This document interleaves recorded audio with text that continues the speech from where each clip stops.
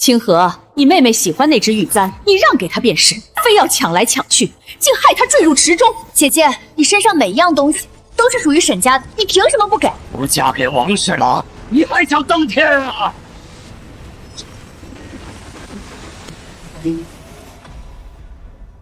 沈家祠堂5年前就被一把火烧了，明明已经死在了马厩，冻恶交加，含恨而终，怎么会在这里？莫非老天垂怜，给了我一次重来的机会？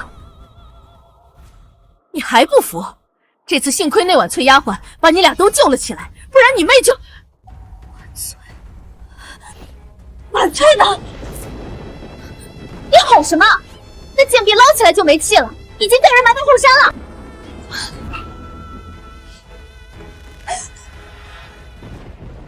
晚翠，一定要等我！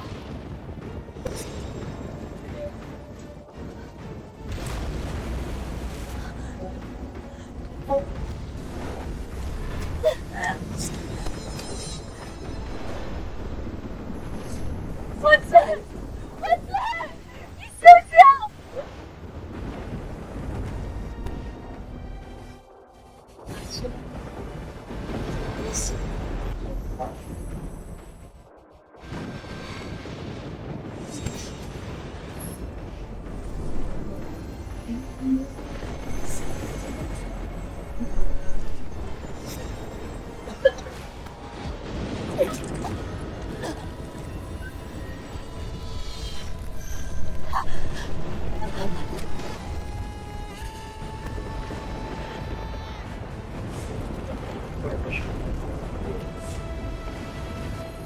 终于找到你。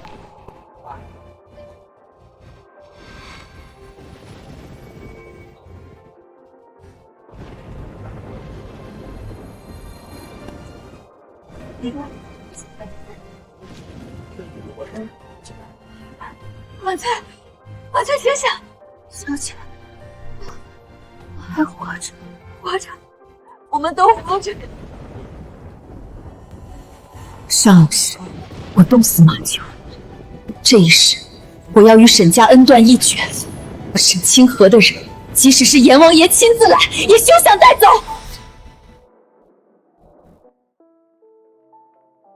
上一世婉翠为救我和妹妹溺死，被误认为已死，匆匆掩埋。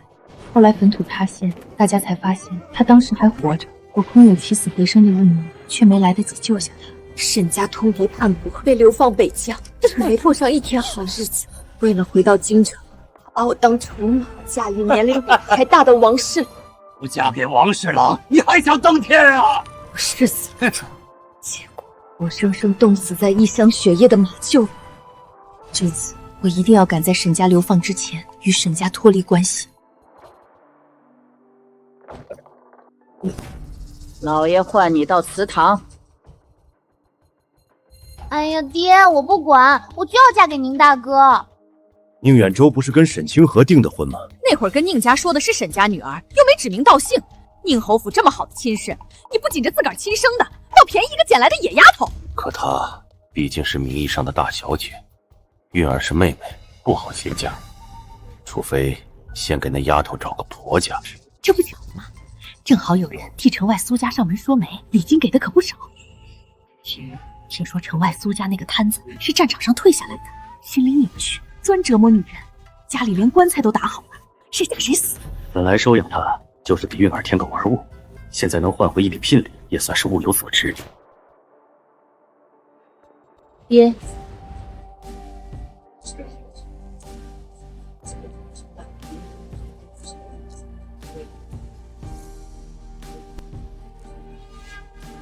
不知道爹唤女儿何时？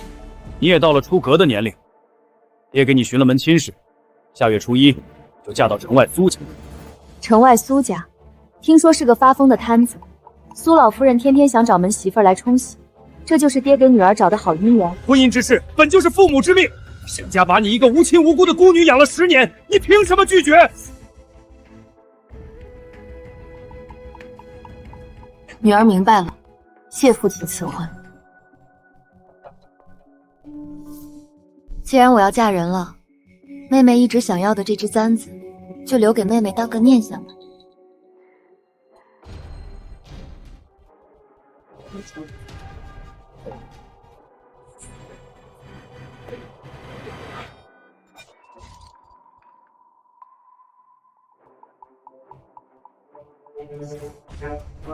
沈清河，你碎了，还要吗？放肆！你竟敢如此忤逆！爹，我已经是苏家未过门的媳妇，您打坏了我的脸，拿什么去给那个疯子冲洗？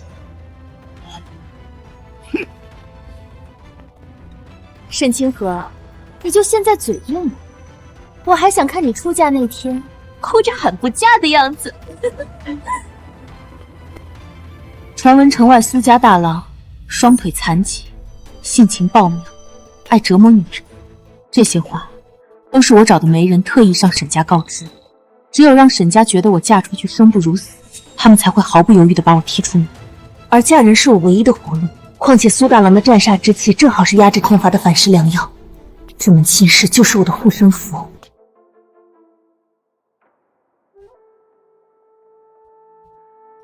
这大小姐出嫁怎么从后门走？也太寒酸了吧！你有所不知，这大小姐是抱有，压根儿不算正经主子。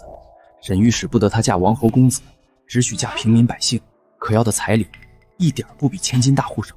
这条件，哪个正经人家敢上门提亲？沈清河，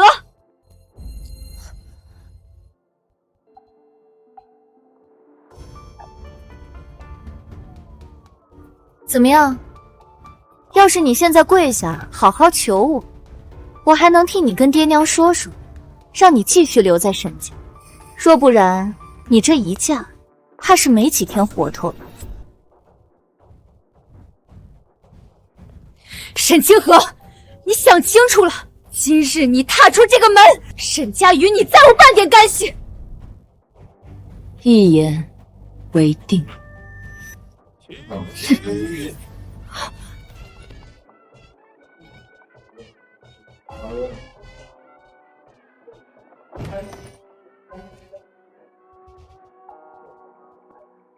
小姐，小心！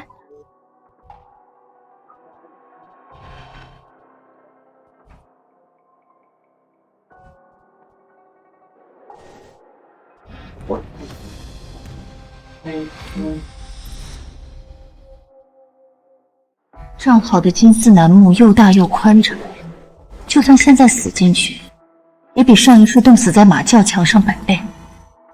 这苏家，我算是嫁对了。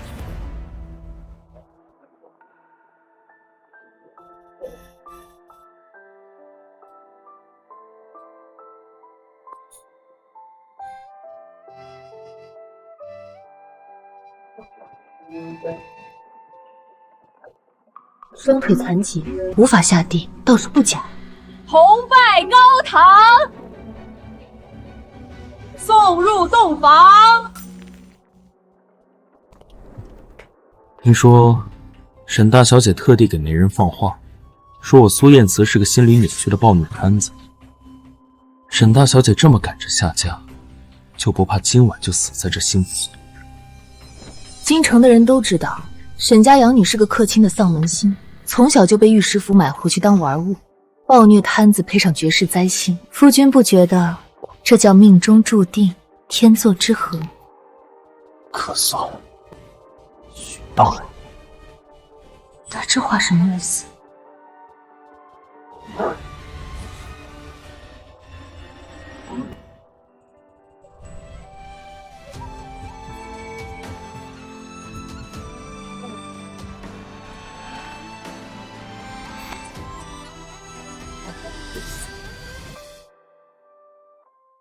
夫人这表情，可是被为夫的暴虐嘴脸吓到。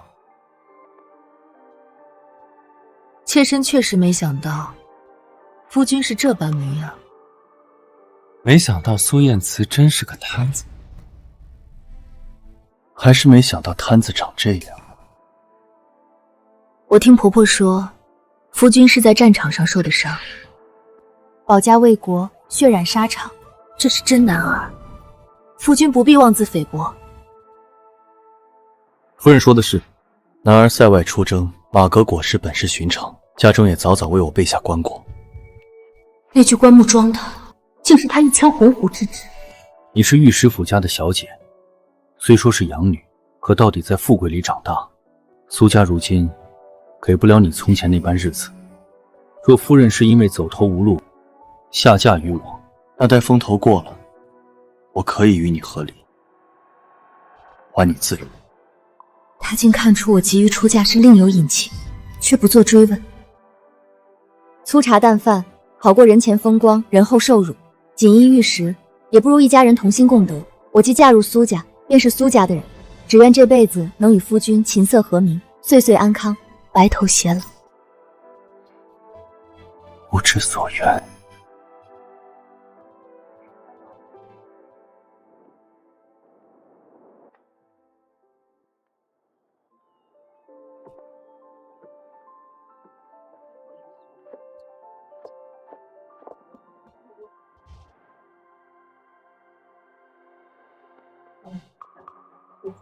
这什么时辰？你们在干什么？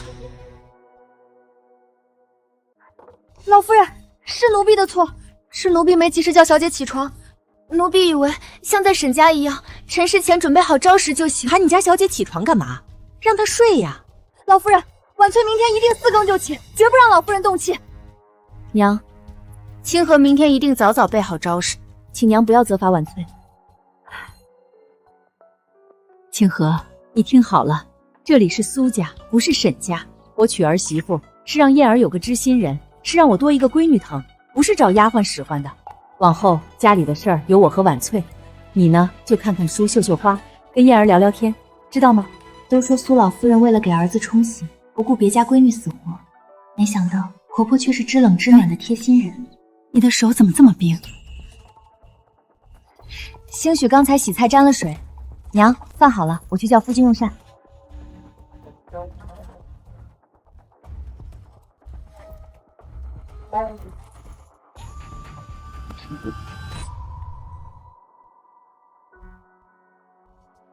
你的手怎么了？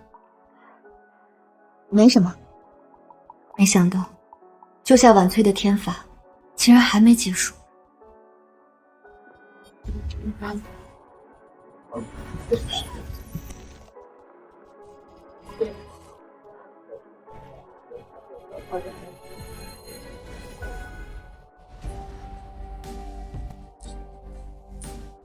夫人的手太凉了，以后做饭就交给婉翠吧。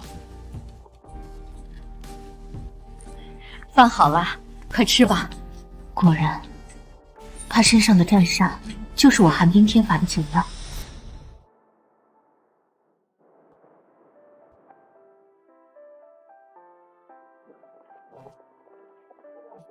等一下，娘，还有什么吩咐吗？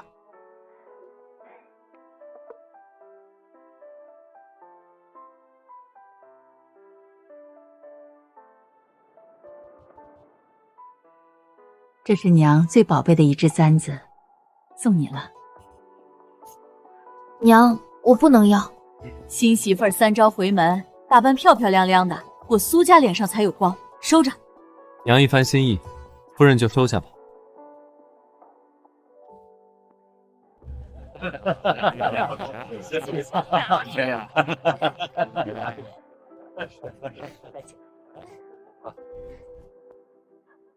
小姐，老爷给您办的这场回门宴，好大的排场。上辈子父亲为了利益不惜逼我致死，又怎么会费心替我张罗？只怕另有文章。婉翠，你先和姑爷在此等着，我先进去打个招呼。是，小姐。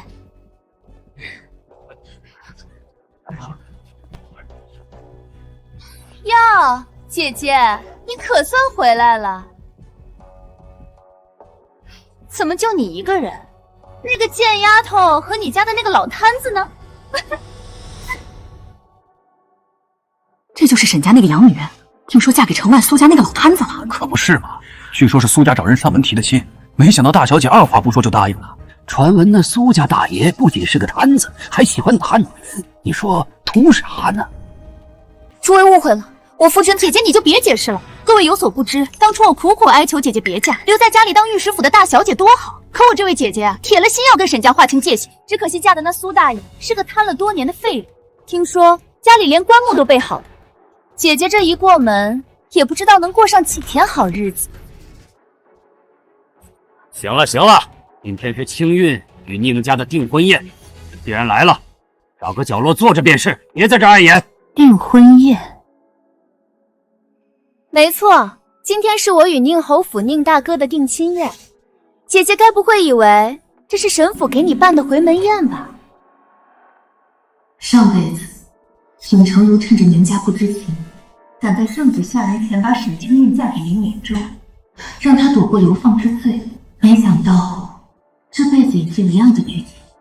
清河不知府上喜事，没带贺礼，就不打扰。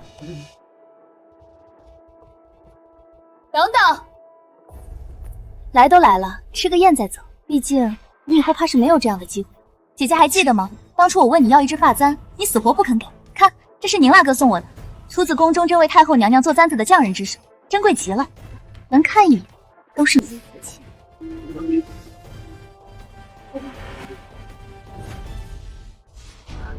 你为何有一样的发簪？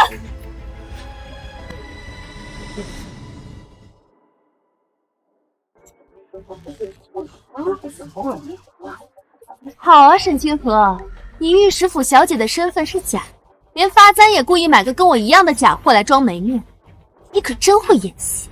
我不知道你的簪子什么来头，但这是我婆婆送我的簪子，在我心中，它最宝贵，独一无二。你还走！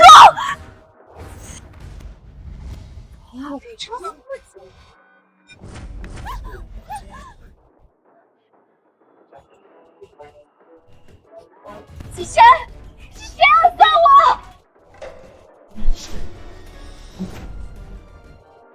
这是哪家高手？姑爷，还要吃莲子吗？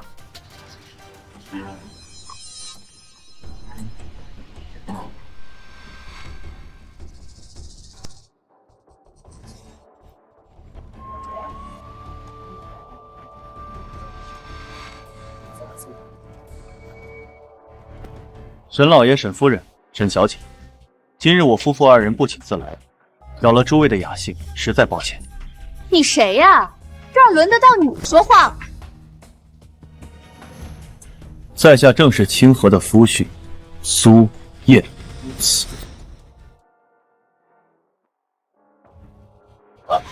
你是苏燕慈？不是说城外孙家摊子是个快死的老头吗？这分明是个年轻后生，长得还一表人才。好你个沈清河，发簪是假的也就算了，谁不知道你嫁的是个又老又丑的摊子？你居然还去找一个英俊后生来给自己脸上贴金，你好不要脸！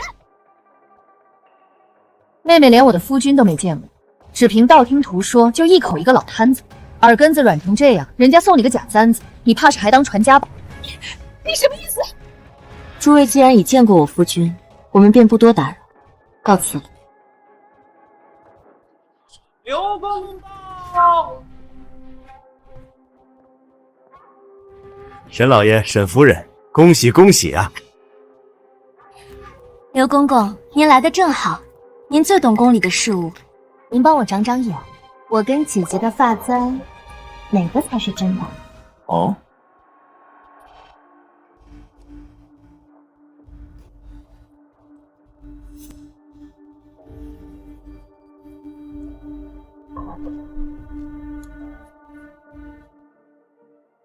这只簪子玉质温润，雕工细腻，底部有内府标示，确是真品。至于这只，用料虽精，但雕工相差甚远，应是仿品。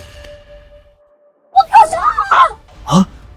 刘公公，您是不是看错了？宁大哥说这是宫里赏赐的，费了好大功夫才到手，送我当定情物，怎么可能是假的？沈小姐若不信，大可另请高明。清月，刘公公在宫中长眼数十年，什么宝贝没见过？你这是在质疑他老人家的眼力？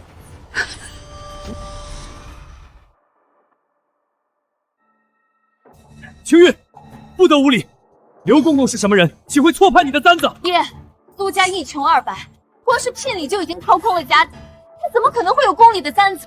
这里头一定有鬼！沈小姐，苏家现今虽是家道中落，没什么拿得出手，但先祖一曾想随太祖征战的荣光，这只簪子，母亲一直视若珍宝，才赠与清河。至于真伪，承蒙刘公公直言，还着金一个清白，苏某感激不尽。沈老爷，府上喜事在即，苏某不便久留，告辞。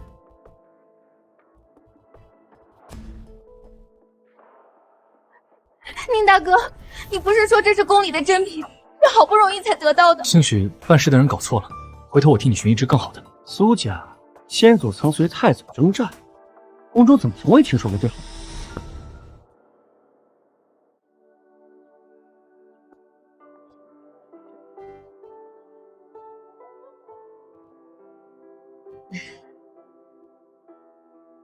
娘，这一身云来绣坊的衣服，穿在你身上真好看。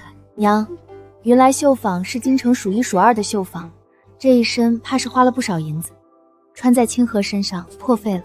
哪家过日子花钱不是图个开心？你穿着好看，我瞧着欢喜，燕儿瞧着也欢喜，待会儿菩萨见了也定是欢喜。婉翠，你说是不是？是，小姐，以前在沈家，您总是穿些粗布旧衣，偶尔有件好的，那也是二小姐穿腻了不要的。这一身真的适合小姐。咱苏家虽说家道中落，但也没穷到揭不开锅，给新过门的儿媳妇做身新衣裳，这点银子还是拿得出的，你就安心穿着。走，今日初一，陪娘去甘露寺替燕儿上株平安香。是，娘。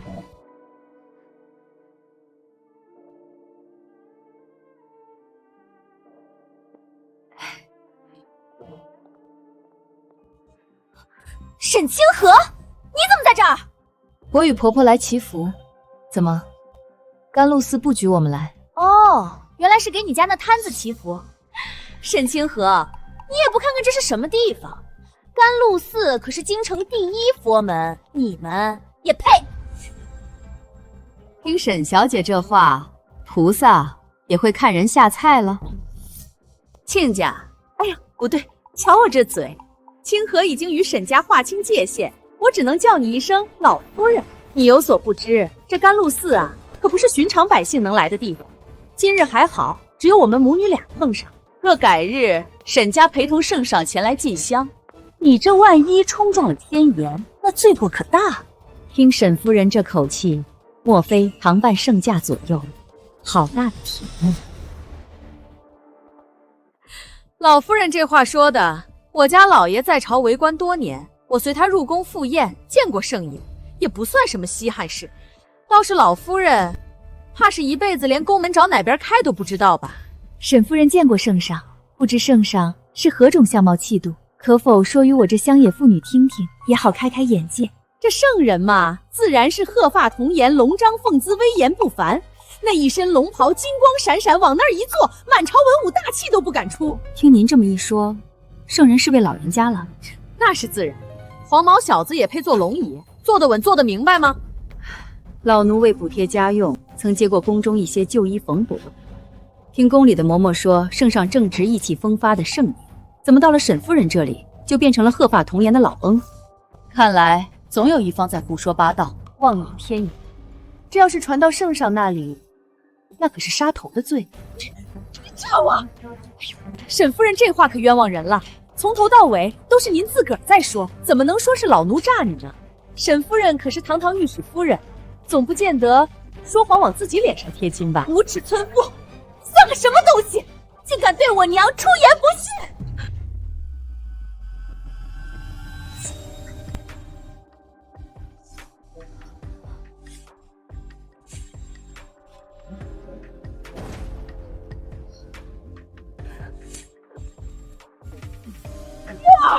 你这是干什么？不是，我的腿为什么没力气了？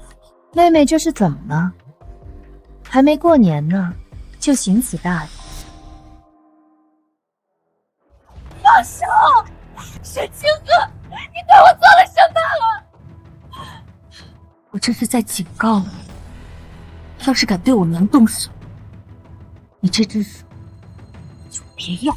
沈清河，你疯了！你嫁的人胳膊就往外拐，连妹妹你都敢打？我没记错的话，当初可是清韵亲口说了，我出嫁后跟沈家一刀两断，我又何来的妹妹？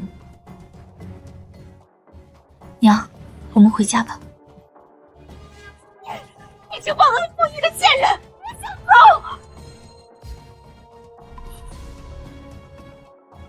施主，佛祖面前慎言慎行。阿弥陀佛，阿弥陀佛。这位施主，请留步。方丈有何吩咐？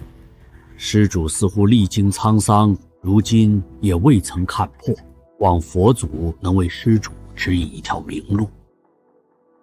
多谢方丈。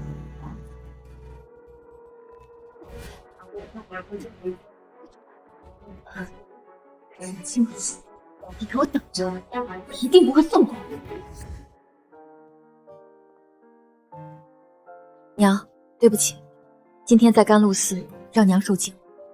傻孩子，这并不是你的错，倒是你在沈家这些年到底受了多少委屈，苦了你了。你放心，咱老苏家虽不是高门大户，但也不怕事。这天子脚下，沈家还动不了我们。虽然娘这样说，但沈家军贵是宫里的关系，离沈家流放还有1个月，我得小心再小心，以免连累苏家。干娘、嫂子，你们回来了。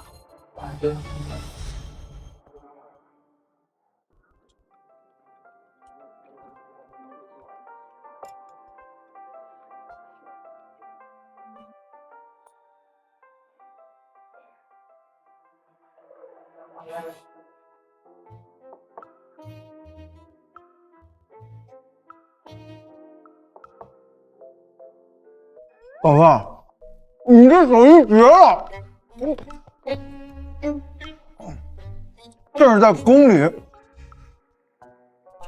但是在家里从来没吃过这么香的饭。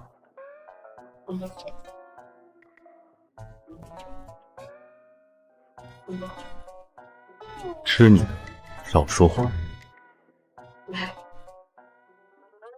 哎哥，你这就不对了。嫂子做饭这么好吃，我多夸2句怎么了？倒是你天天吃香的喝辣的，脸都圆了一圈儿。李公子喜欢吃就多吃点儿，锅里还有。真的？那我可就不客气了。哥，你命真好，娶了嫂子这么贤惠的媳妇儿。我就想不通了，你整天冷着个脸，嫂子怎么受得了你？我看你是已经吃饱了，要不先回去。吃，你别想独吞嫂子做的菜。你这孩子就知道贫嘴，你哥和你嫂子感情好，你羡慕什么？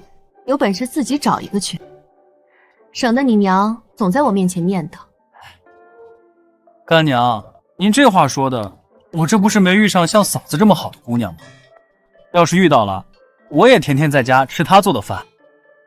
李公子说笑了，别叫他李公子，太见外，叫他正儿就行，不然他尾巴要翘到天上去。就是，嫂子，我就不见外了，我以后常来蹭饭行不行？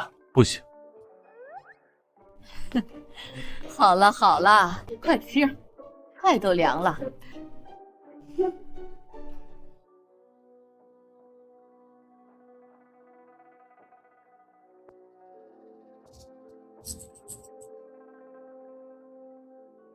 罪臣之女，你竟敢让她知会！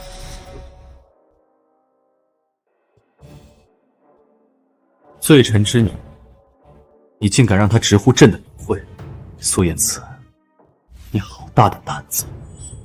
清河是我妻子，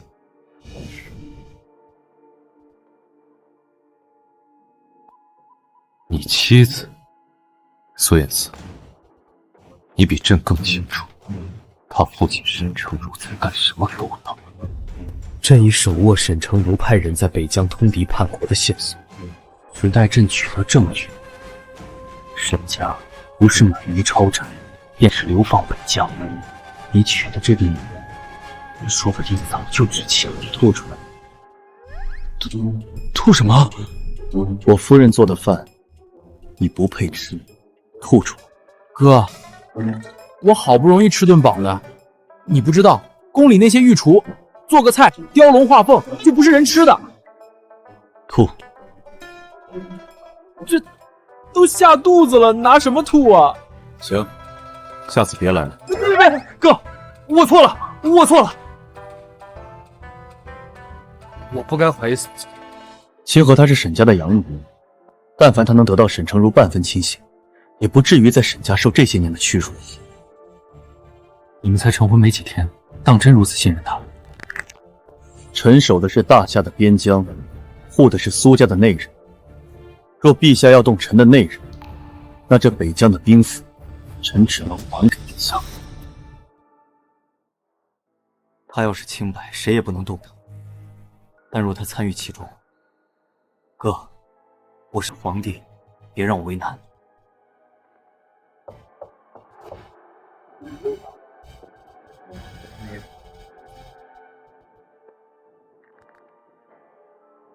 正儿，我做了一些桂花糕，你带回去，让神母也尝尝。谢谢嫂子，下次我还来。哥，我走了啊，我跟你说的事儿，多上点心啊。你们兄弟俩感情真好。他在自家脾气可大了，没有人不怕他。今天是花灯节，夫人赏脸一起欢欢。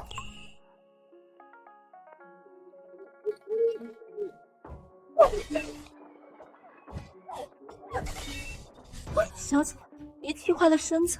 沈清河那个贱人，还嫁人没品，就不把沈家看眼里了。要不是沈家收人，我早死外头了。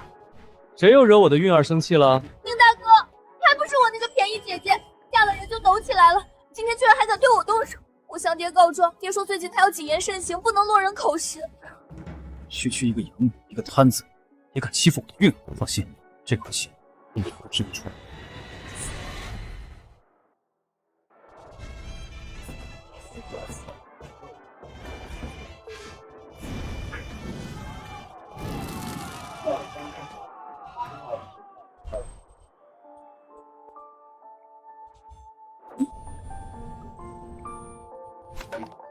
哇！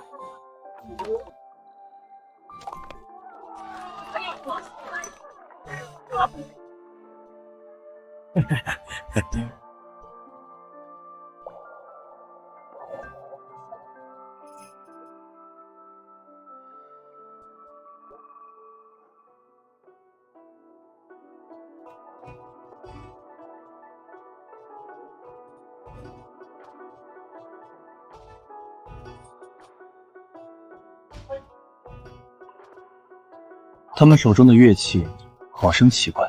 那是胡琴，北疆那边很常见。夫人去过北疆？去过。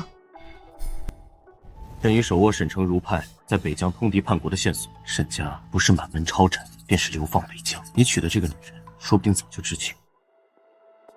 夫人因何去的北疆？若我说我是为了寻一个曾在北疆大杀四方的盖世英雄，夫君会信吗？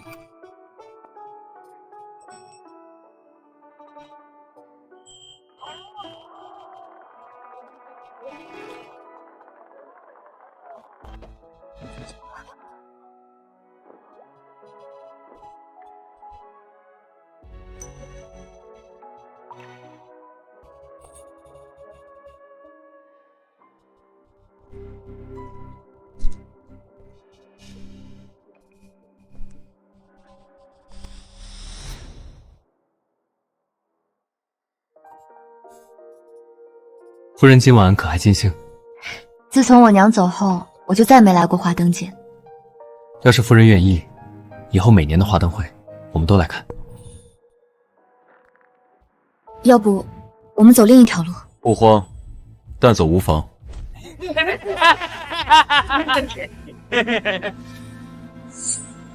诸位，有事。沈清河，你猜现在还有人能救你吗？沈清玉，我都已经离开沈家，你为何总不肯放过我？为何？因为你不配，你不过是捡回来的野种，10年前就该死在路边。你平白享受了我沈家的荣华富贵，你也配姓沈？我虽有大小姐之名，却日日操持家务，侍奉双亲，与寻常侍女无异。难道这样还不够消除你心头之恨？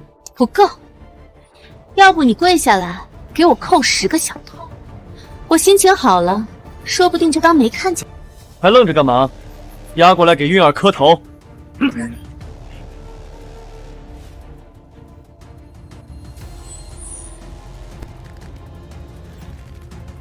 看见没？你死活要嫁的男人，自己女人被抢走，连屁都不放一个。也是，一个摊子，还能指望他什么？磕呀，你不要你相公的命了。让我夫人磕头，只怕你受不起。哟，摊子说话了，我还以为变哑巴了呢。也是，我姐姐这张漂亮的脸，磕破了，怪叫人心疼。不磕也行。姐姐，你知道我今晚带这么多人来是准备干什么？我家姐姐虽然已经嫁人了，但模样还算周全。今晚就赏给你们，就在这街上，一饭看我好好看你，不忘我。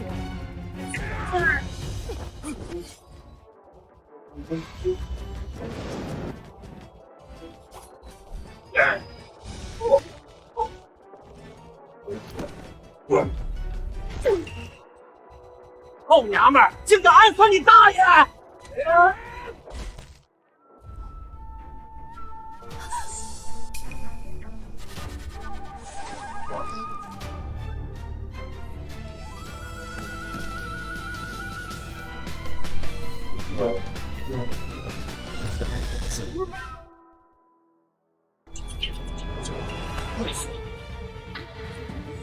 就一个摊子，你们这么多人干什么？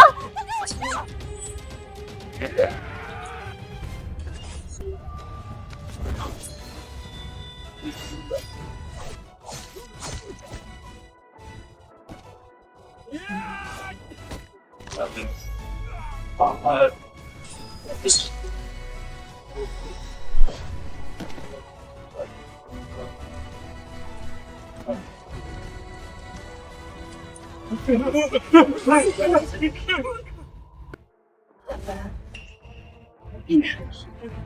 你可是新科武状元。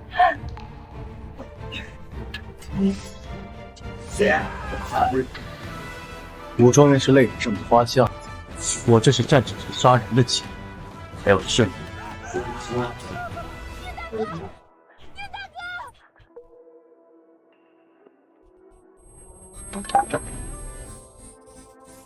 别怕，有我在。即使是阎王爷亲自来，也休想带走你。还有气。不听不懂无解的命数，不闻不问也曾踏冰山河，悲痛过人间疾苦，花落留不住，不闻不问。将军，放心，你会没事。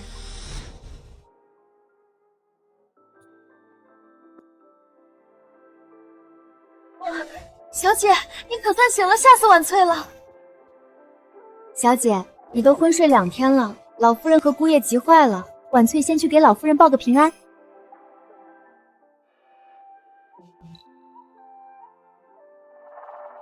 吓坏了。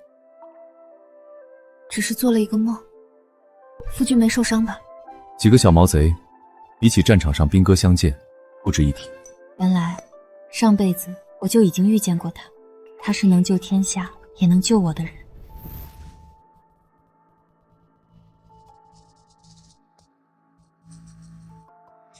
施主似乎历经沧桑，如今也未曾看破，望佛祖能为施主指引一条明路。我已经外嫁，按理说该躲过沈家流放的劫了，难道还有什么没完的因果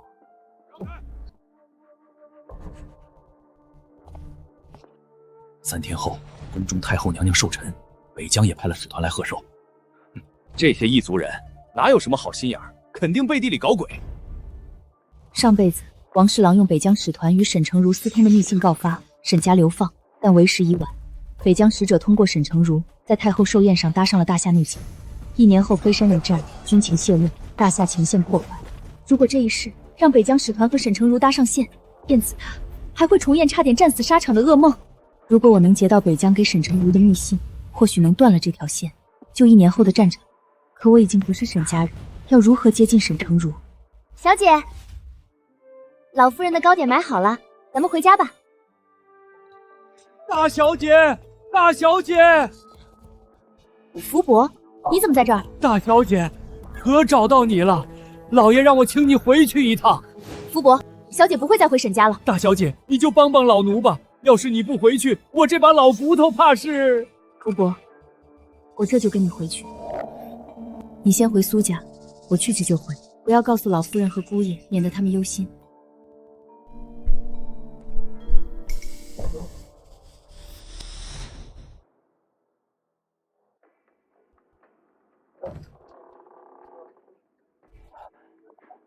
清河，你可算回来了，娘可想死你了。你爹这些天总念叨你，说嫁人了怎么也不回家看看。清河，你也知道你妹妹那性子，刁蛮任性，没轻没重，已经狠狠训过她了。青玉是爹的亲骨肉，就算他把女儿打死，爹也不会舍得说一句重话。今天爹却为了女儿骂他，莫非沈家出了什么麻烦，需要女儿出来挡灾？清河，你那夫婿虽说有点功夫，可终究是个摊子，还年轻，真要一辈子耗在他身上，爹有意替你另觅良人，你意下如何？不知道爹看中了哪家公子？王侍郎他有意那一方妾室。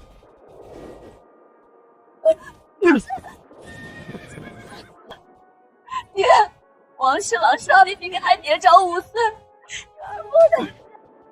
王侍郎不嫌你身上那股洋膻味，愿意纳你为妾，那是你的福气。王侍郎的原配是被他活生生打死的，爹这是要把女儿往火坑里推。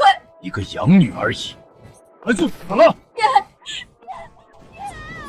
只要我拿到密信，沈家就得提前上路。爹说的是那位比您还年长5岁的王侍郎。清河，爹也是为你好，这男人年纪下流才会疼人呐。清河终归已嫁作人妇，青玉与宁家虽定了亲，到底还没过门。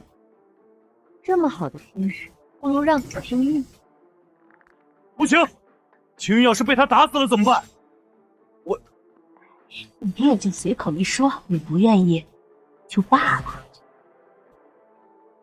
来，这是娘特地让人炖的燕窝。以前家里好东西多，总顾着你妹妹，要把你给忘了。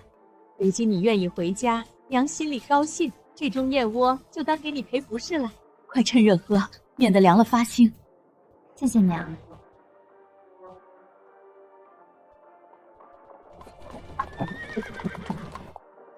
马上就成了，马上就成了。王大人，小女就在车上，您可答应过那封密信绝不能落在外人手中。这是自然，过了今夜，我还得尊称你一声岳昌。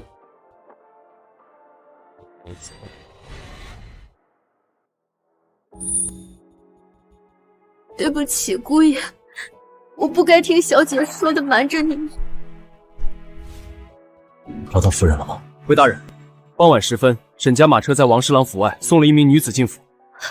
一定是小姐。马上去王侍郎府。是，大人。李公子他也往王侍郎府去了。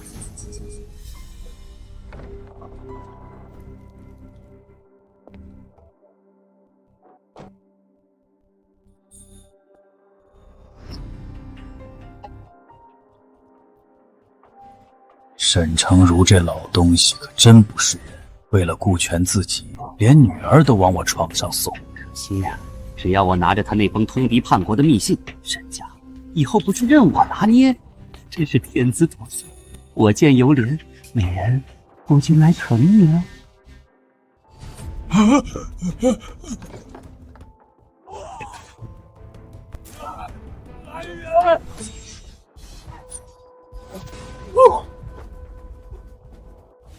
这就是上辈子害我致死的人去吗？你不是沈成儒的女儿？我自然不是。沈成儒一向溺爱你，怎舍得把他的掌上明珠送来伺候你这种将死之人？将死！你下了毒！我从前吃过亏，得过教训。自那以后，为了避免悲剧重演，我随身带着毒。你看，这不就正好用上了？王大人不妨猜一下，解药我有没有带在身上？刺杀朝廷命官可是死罪！死罪？等御医来了，也不过会说王大人马上疯，贪色暴毙吧。你到底想要什么？我要沈成儒那封通敌叛国的密信。你以为你拿了密信，沈成儒会放过你？王大人，听我一句，您死后的事呀，就别太伤心了。信在床下暗格里。怎会如此？可笑！上辈子沈成儒居然被王侍郎拿这种破信给耍了。服下，半个时辰后毒可解。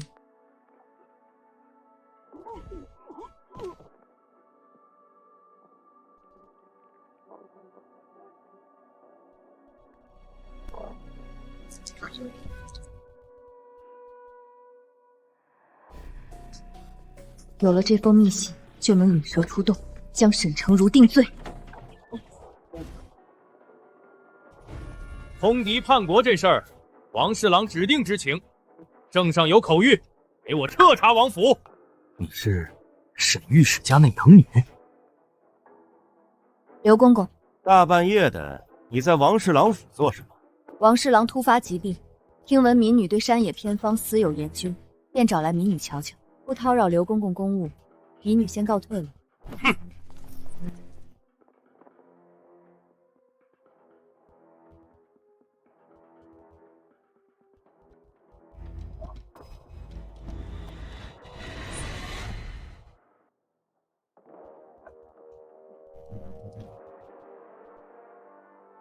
拜见陛下。清河呢？天老，他是被沈家所算计。王氏，你怨不得我。他出现在王侍郎府中，身上还搜出了北疆给沈家的密信。现在不是你我两人信不信的问题，是朝廷人相信他不会通敌。我说过，她是沈成儒的女儿，身在其中，再合理不过。当初先祖是在苏家辅助下打下的这片江山，你们苏家淡泊名利，只想镇守边疆。朝中没有人知晓镇北大将军是谁，只有朕知道。若不是你，朕无法安稳坐在这个皇位上。你别忘了，你的腿因何而断，而你家中那具棺木是为何而配？苏燕慈，家国为重。沈氏，夫人来看你了。看来我要的契机，嫂子，终于来。家里可还好？哥他听说你通敌叛国被抓，气得当场吐了血。叫大夫了吗？大夫说急怒攻心，伤了肝，得静养。嫂子，哥可经不起再折腾了。你跟我说实话，你到底有没有通敌？我说我没有，你信吗？那嫂子，听正儿一句劝，你跟哥划清界限吧，不要连累了苏家。嫂子，正儿，当下有些话，我不得不说，你可听好了。把看守沈氏的禁军撤掉。皇上，这沈氏可是重犯，撤掉禁军难免会出事啊。哼，出事了，正好。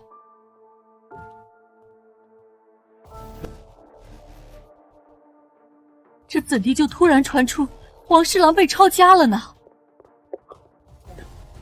怎么样了？王侍郎被抄家，禁军在沈清河身上搜出了密信。这道如何是好？如何是好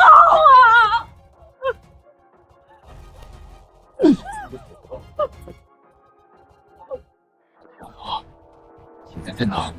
被圣上关在天牢里，看来密信上并未记明我的名字，不然禁军早该来御史府了。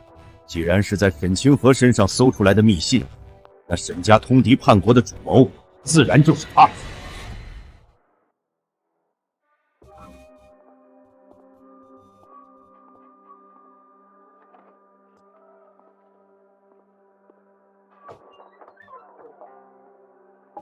完了，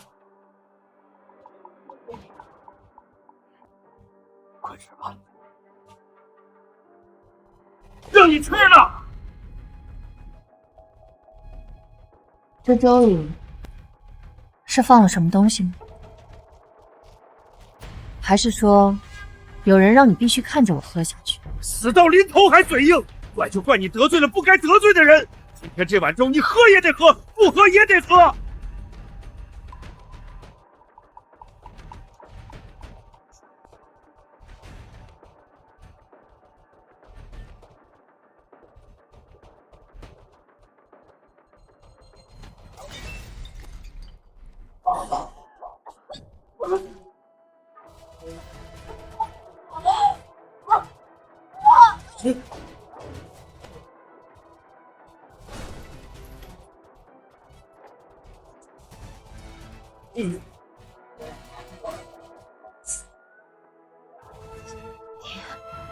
沈家的断头台替你大好了，你可别让女儿失望。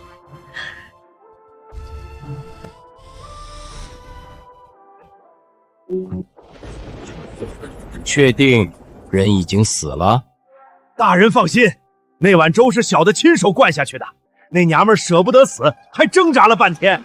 办得不错。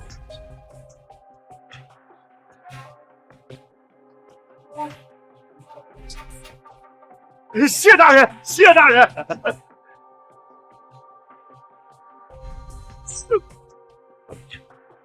这我说什么都没有人会怀疑，毕竟死人是不会为自己喊冤的。刘公公，我那固山养女通敌叛国一案，不知查得如何了？哎，人嘛，莫名其妙的出了点纰漏，这案子自然也就悬着了。那圣上对沈家可还信任？沈大人，您这可是为难老奴了。我们这些当下人的哪敢揣测圣上的想法？刘公公所言极是，是沈某冒昧了。不过老奴昨夜伺候圣上批折子，倒是隐约听见圣上念叨了一句：“宁可错杀3000，不可放过一人。”沈大人，您说圣上这话是冲着谁呢？圣上根本没有放下对沈家的怀疑，查到咱们头上只是迟早的事。这可咋办啊？我们一把年纪了，可韵儿她还小，圣上会放过她吗？大夏律法，祸不及外嫁女。你去找宁侯府，让韵儿与宁家那小子赶紧完婚。老爷，你是不知道，王侍郎家被抄的第2天，宁侯府就差人来退婚了。这宁家鼻子到领，如今还有一个法子。世人皆知，沈御史家嫁了一个女儿到城外苏家，如今沈清河死了，韵儿正好留着。什么？你让我去找那个摊子？你要让我去伺候那个摊子？这是你和沈家唯一的活路。世人只知我沈家嫁了一个女儿到苏家，若让韵儿成为苏家的媳妇，那沈清河自然就成了那个未出绝的沈家小姐。沈清河本来就是一个养不熟的白眼狼，背着沈家干些通敌叛国的勾当，沈家不知情也说得过去。当日韵儿与宁侯府定亲，来了那么多贵人，他们要是走漏了风声，怎么办？连宁家都恨不得立马撇清关系，那些所谓的贵人精着呢，谁会趟这趟浑水？那刘公公呢？他可是亲眼见过沈清河与苏家那摊子。阉人伴君如伴虎，最怕惹火烧身，从来只管听令，不敢多嘴。沈清河已经死了，这事儿唯一能说话的只有苏家，他们娶了个通敌的媳妇儿，正怕被连累。只要韵儿过去稍作挑拨，苏家为了避免被波及，必定与沈清河撇清干系。韵儿，你可听明白了？姐夫，姐夫，开门啊！二小姐，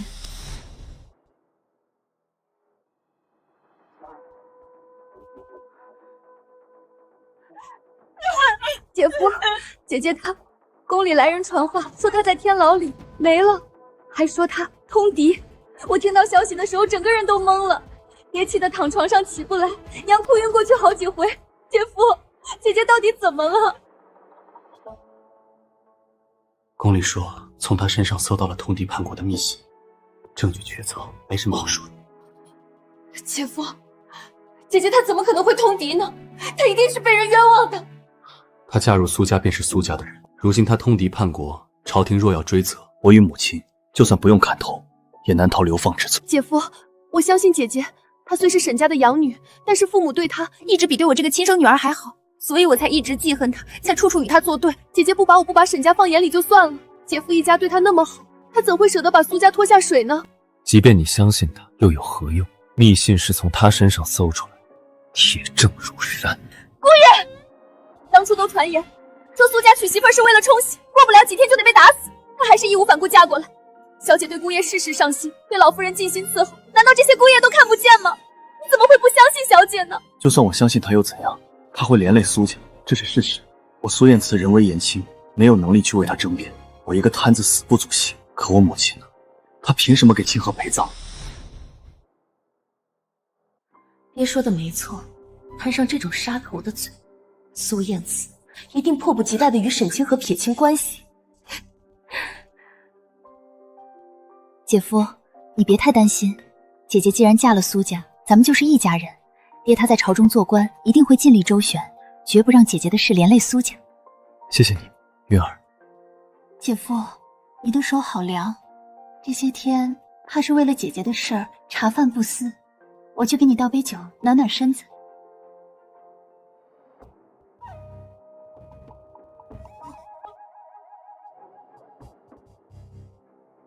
姐夫，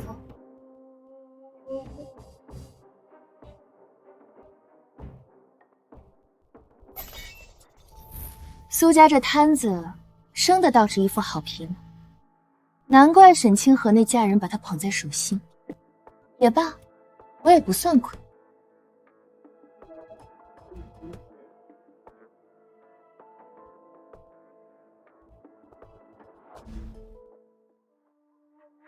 哥，你在吗？哪来的神经病？大清早的，吵什么吵？你是谁？怎么在我哥房里？苏燕慈是你哥？行，从今天起，你该叫我嫂子。嫂子？我怎么没听说苏燕慈还有个弟弟？我是义弟。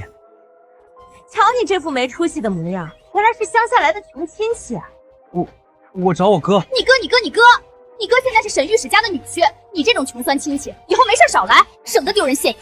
见过嫂子，不找你这样。那你给我看清楚了，从今天起，我就是你嫂子。别人问起来，你最好也这样说，不然你这穷小子，沈家让你吃不了兜着走。嫂子，你也配？难得刘公公赏脸，来寒舍喝一杯。沈大人客气客气。沈某那不成器的女儿给沈家留了个烂摊子，沈某心里不踏实，想请刘公公透个底。听说那封密信是刘公公亲手搜出来的，信上对沈家可有不利。那封密信被墨水给污了，至于送给谁，语意不详。沈大人，没有消息就是好消息。真有什么事儿？凭咱俩这交情，老奴还能不提前给您透个风？有公公这句话，沈某就放心了。如今北疆对我大夏虎视眈眈，沈清河置家国不顾，与北疆间谍私通。沈某叫你无法，就算圣上要抄我的家，让沈某举家流放，沈某也毫无怨言。沈大人，老奴何时提过那封密信的来处是北疆？老奴何时提过那封密信的来处是北疆？老奴从没说过密信是从哪国来的。沈大人怎么一口咬定是北疆？难不成这封信本来就是写给沈大人您的？大夏边境小国，以北疆最少，沈某联想到北疆也是常理。刘公公，莫不要误判了沈某。这事儿老奴可不敢乱说，只能请沈大人随老奴到圣上面前走一趟。我堂堂御史千金，让他喊我一声嫂子，那是给他长脸，我不配。他就一乡野小子，难道以为是什么王孙公子吗？他身份自然尊贵，而我的夫人也只有沈清河一个。哟，沈清河已经死了，你在这装什么神情？韵儿愿意委身于你，那是救你一家子贱命，可别不识好歹。要不然啊，圣上要是继续查下去，查到沈清河曾嫁入苏家，你们就等着拉起杀头吧。苏家的人头也是你能动的。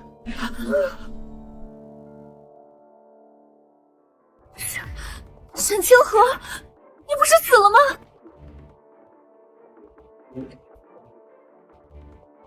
参见陛下。陛下，陛下！啊！好你个沈清河，你是用了什么手段，居然装死从天牢里逃出来，还敢随便找个人冒充圣上？你这是欺君之罪，我狗头的大罪！你给我出去给死！为何他不能是圣上？沈清河，你装死就算了，还装糊涂。他这小屁孩是圣上，我说我还是太后呢。来，皇儿，来给娘请安。圣上，你个毛都没长齐的小子，你们苏家是想富贵想疯了吧？娘，你知道吗？这小子还说苏燕慈是他义兄，皇帝的义兄。这苏家得多大的富贵，怎么会住在城外这种破房子里？你们三个，一个通敌的死囚，一个摊子，一个没脑子，凑一块眼上瘾了是吧？沈清河，别怪我不提醒你，你最好早点回宫里自首，就说通敌叛国是你一个人的事，跟沈家没半点关系。这样我还可以看在你的面上，往后好好关照这摊子一家。还有你，让你喊一声嫂子，那是你祖上积德，也不看看自己那穷酸样，还敢在这装圣上，回去记得撒泡尿照照自己。沈清韵，你冒犯天颜，其罪当诛。好，朕记住。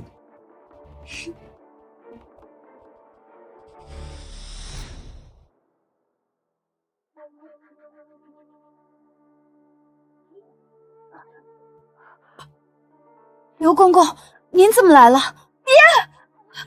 刘公公，我爹犯了什么事儿？为什么要绑着他？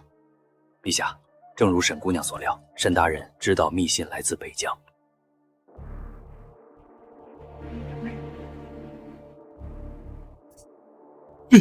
陛下，不可能！老爷，圣上怎么可能这么年轻？闭嘴！这个有眼无珠的蠢妇，还不快跪下认罪！陛下，陛下，是民妇愚昧，民妇嘴贱，求陛下开恩，饶了民妇一家吧，我再也不敢了。陛下，民女是受人挑拨，是沈清河这个逃犯故意挑衅民女，让民女对陛下出言不逊。我好意提醒你冒犯天颜，倒成了我的不是了。你怎么还活着？沈大人，老奴又搞不懂了。老奴也从没说过沈氏死了，沈大人怎么一口咬定他没了呢？刘公公，我那富山养女通敌叛国一案，不知查得如何了？人嘛，莫名其妙的出了点纰漏，这案子自然也就悬着了。莫非是沈大人命人下的手，杀了沈氏？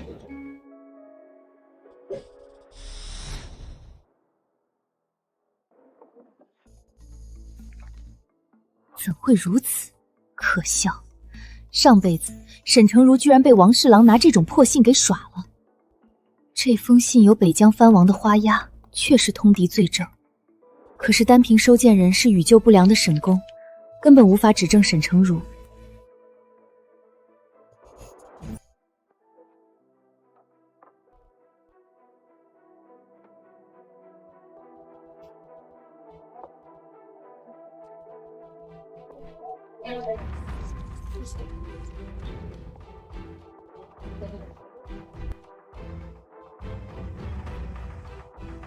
有了这封密信，就能引蛇出洞，把沈成儒定罪。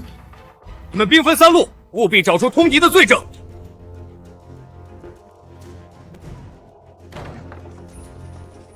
通敌叛国这事儿，王侍郎指定执行，圣上有口谕，给我彻查王府。你是沈御史家那养女？这信你如何解释？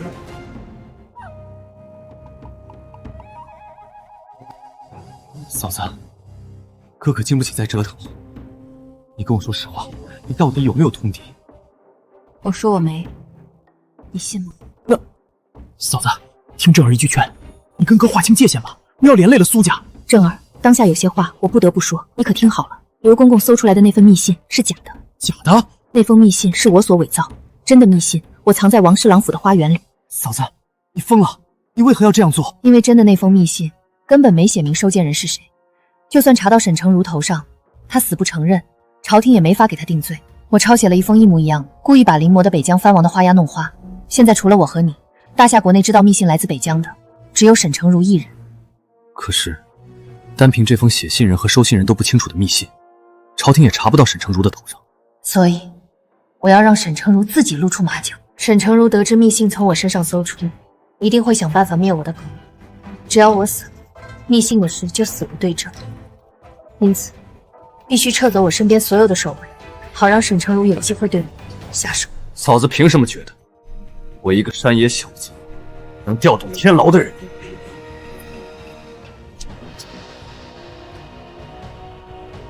请陛下相信民女，救大夏于危难。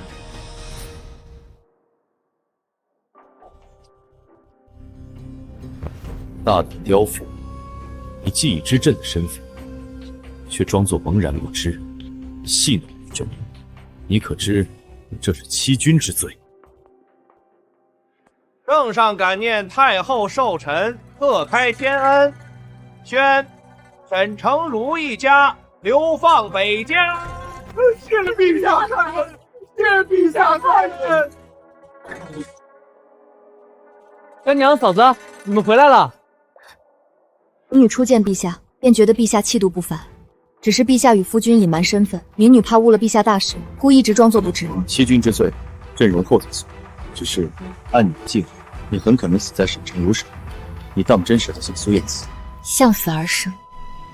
夫君为报国，早早被下官位，民女也愿意为了大夏，赌上这条命。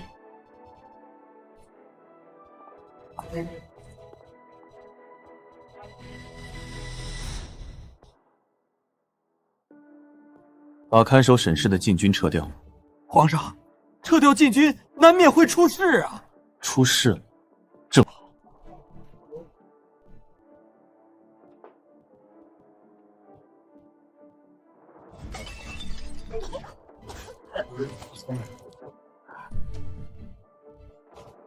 务必救活他，朕跟他还有账要算。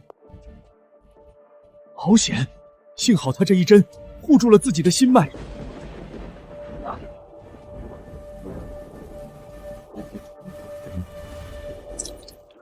老奴可是亲耳听到沈大人说密信来自北疆，圣上的亲军也亲眼看见沈大人杀了毒害沈氏的守卫。沈大人，你可还有什么话要说？不是，真是冤枉的。沈大人，太后寿宴的宾客坐席安排，似乎是沈大人所负责的吧？该不会北疆密探要接头的那人就在寿宴名单里？只要顺着北疆使团的坐席，挨个排查周围的宾客，真相是什么，自然水落。陛下，他是沈清寒，定是他与苏燕慈早有私通，合起来陷害臣。沈诚如，你可知道你现在站在什么地方？城外，苏家。你足下所在之地，是我大夏国的镇将军府。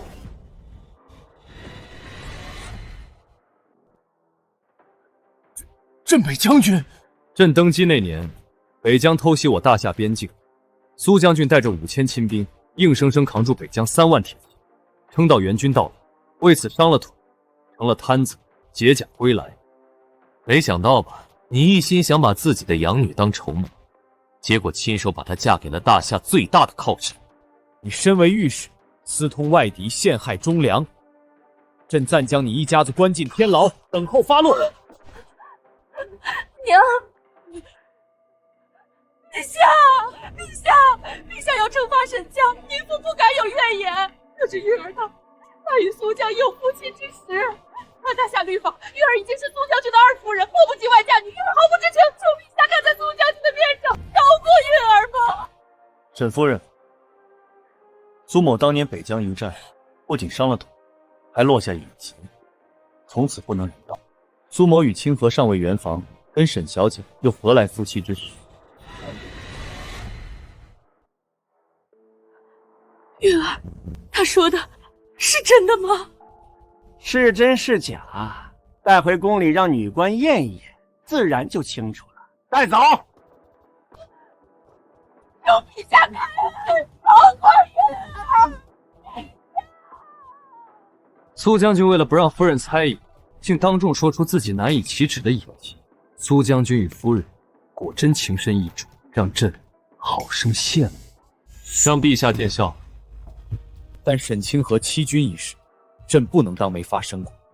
该不会你们夫妻俩早就通好气，把朕当猴子？苏燕慈，朕在问你话。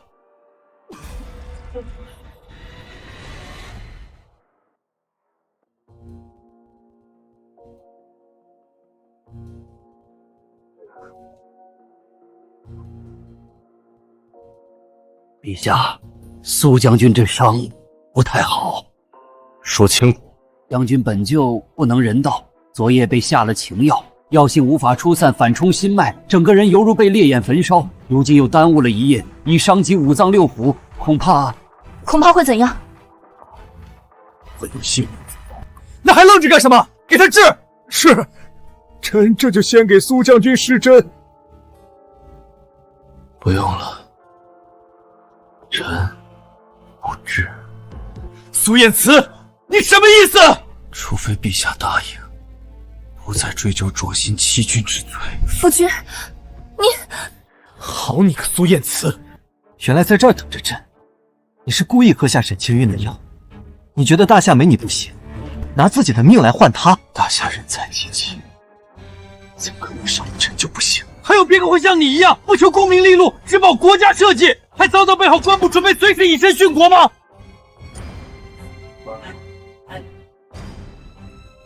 陛下本就没想治卓营欺君之罪，陛下怕的是臣对清河用情太深，并无法把陛下把大夏放在首位。燕慈，陛下，再不施针，苏将军真的撑不住了。苏燕慈，你记住，这辈子你不会有第二次要挟朕的机会。谢陛下。陛下，请允许民女替苏将军施针。你？民女不仅能治苏将军情药之伤，还能治他的隐疾。苏将军的子嗣将世世地代陛下镇守边关。此话当真？民女不敢欺君。刘公公，老奴在，去多找一副上好的棺木送到苏家。将军夫人愿意与苏将军同生共死，朕欲成人之母。老奴领命。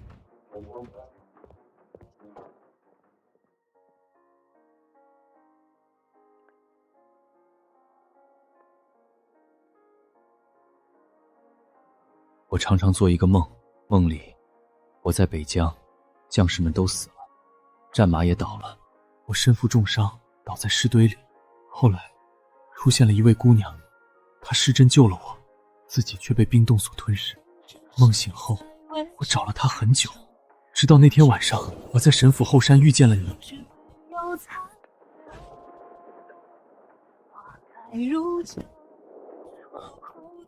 夫人救人，自身会被冰雪反噬，对吗？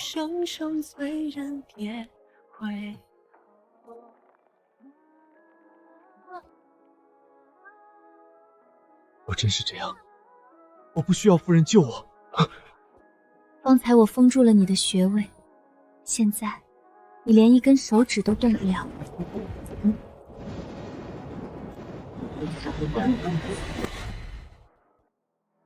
清河，你……我天生拥有异能，一枚银针可定夺生死，但会遭受天罚。我亲娘怕我受人利用，从不许我在人前显露。1年之后，黑山之战，大夏本会因间谍渗透，军情泄露，加上夫君腿疾，几近亡国。如今间谍布局已破，夫君也即将痊愈如初。夫君可救天下。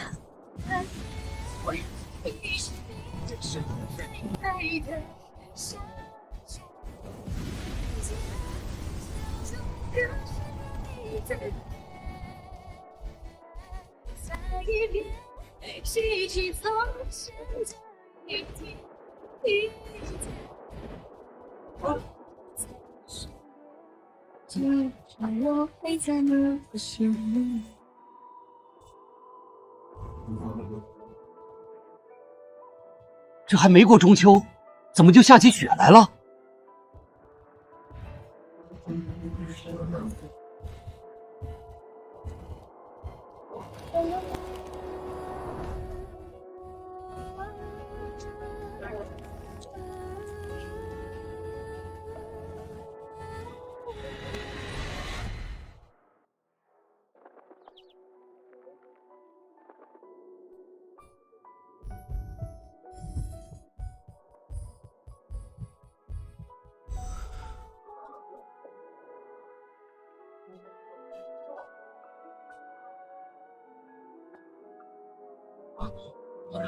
清河，清河。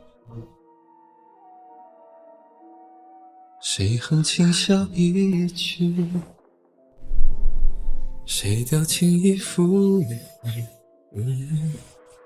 谁不小心被回忆占据，忘了燕子，我便是一明朗的天地。如果当下你故意喝下的情药，竟意外把你体内的血炼成这样之气。既然你遭受天罚，那我正好做你的解药。和聚散是注定，也知道天留不住交集。有心就随心，若心就随你。看飞花。北疆藩王在边境集结，蠢蠢欲动。朕命你粉碎北疆藩王的阴谋，护大夏平安。臣领旨。朕，那嫂子要不要朕给她安个名头，随军出行？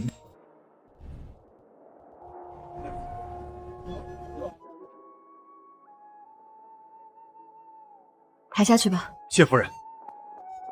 小姐，你已经连续几天没合眼了，求你歇会儿吧。将军这一战已经打了7天7夜，你叫我如何安心歇着？上辈子燕慈就是在这一仗里身负重伤，差点没命。这辈子虽改了命，可我只是害怕。夫人，前线传来消息。快说！将军活抓北疆藩王，凯旋而归，已经快到基地了。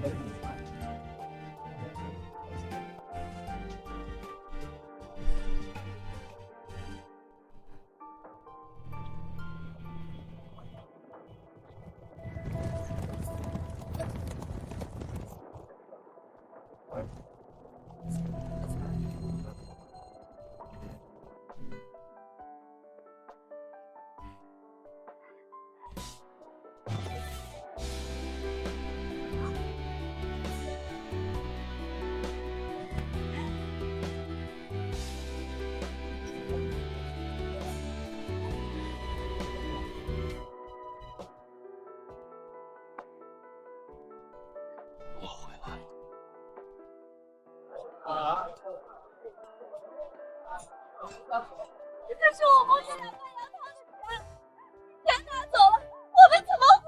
你懂什么？跟我拿钱打通关节，我们就能回大夏。这鬼地方，我一天也不想待了。都嫁给王氏了，你还想登天啊？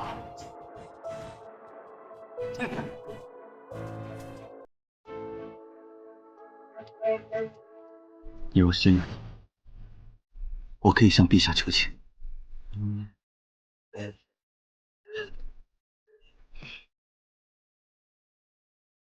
他们加之于我，我尚可不计较。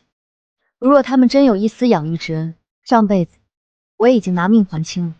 可他们通敌叛国，祸害的却是千千万万的大夏子民。还有你，我不能因为一丝错语而放任风险发生。走吧。